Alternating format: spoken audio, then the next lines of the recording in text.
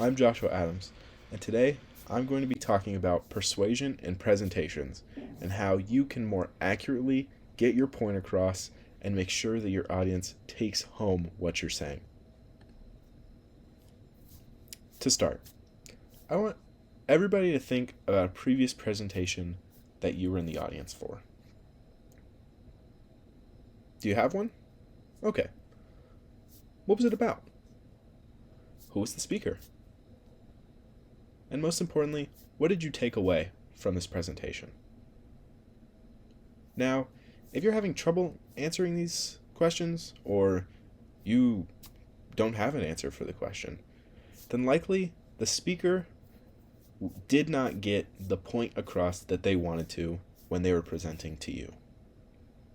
They likely were not as persuasive as they thought they were, and it ended up with you completely forgetting about their presentation. Today, I'm going to be talking about some things that will help you to make sure that this doesn't happen during one of your presentations. So, to start, here's a little bit about me. I'm currently taking JMC 150 Stand and Deliver, which is all about presenting and having your presentations be that much better. I've also given plenty of presentations in school, whether it was middle school, high school, or now college. Along with that, I've written countless persuasive essays for English classes and other classes throughout my education as well. So, to start off, the first point I want to talk about is credibility. Now, why is credibility so important? Well, people trust experience. So if you can prove to those people that you have experience with what you're talking about, then they are more likely to be influenced by what you're saying, and they're more likely to take home what you're saying. Now, from Investopedia, people are more likely to be persuaded by a source if he or she is considered to be credible. It is the perceived level of trust or expertise held by a person, and not so much what they actually say that matters. Now, what does that mean? Well, if people hear that you know what you're talking about, then it's not as much about what you're talking about as much as you know what you're talking about. So that means that they need to believe what you're saying. For example, just a little bit ago, I started off by listing why I'm credible on the subject of persuasion. I said that I'd given countless presentations. I said that I had written persuasive essays. Along with those, I'm taking a journalism class that's helping to boost my presentation skills. So all of those would show that I know what I'm talking about when it comes to persuasion. Another example, my first presentation in this class, where I said, here's why you should go camping. I said that I was an Eagle Scout. I said that I had camped countless times with my family. Well, hopefully people hear that I have done these things, that I know what I'm talking about, and so they are persuaded by what I'm saying. They can take home what I'm saying. So all of that ties in to making sure that you are credible.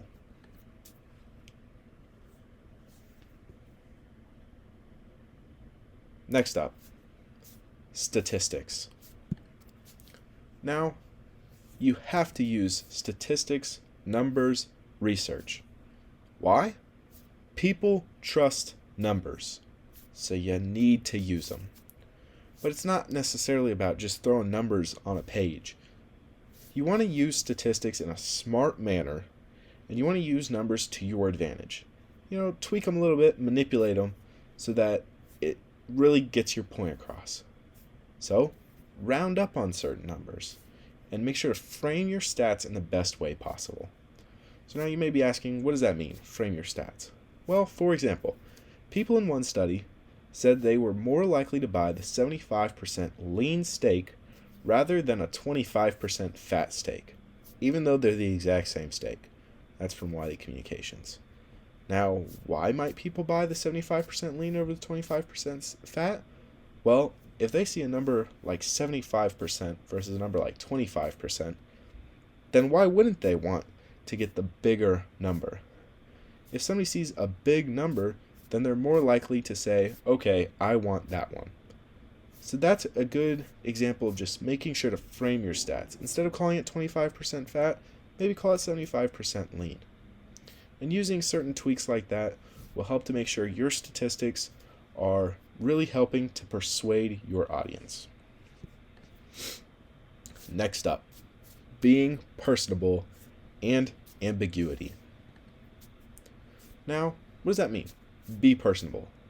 Well, you want to connect to the audience. So whether that's through jokes or stories, you want to make sure you can connect. From the Nutcracker Agency, 44% of people will share a story that they've heard. Now, what does that mean? Well, if you're speaking to an audience and 44% of people hear your story that you've given and they tell their friends, well, now your audience has gotten bigger and your impact is expanding. And that's exactly what you want to happen with your presentation.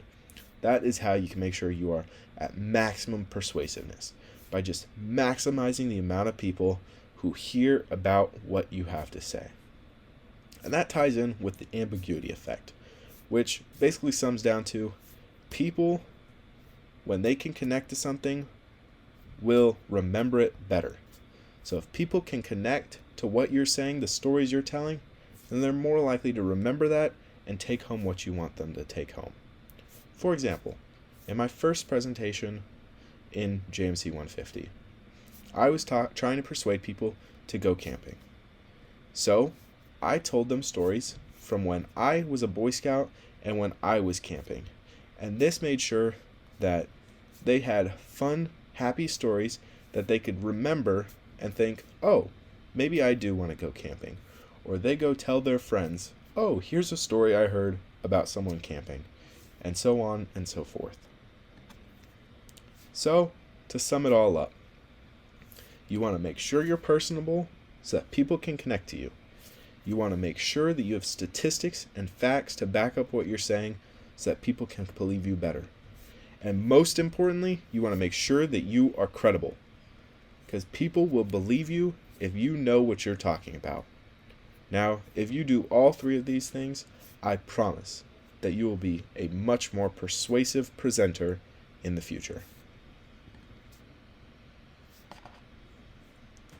Thank you.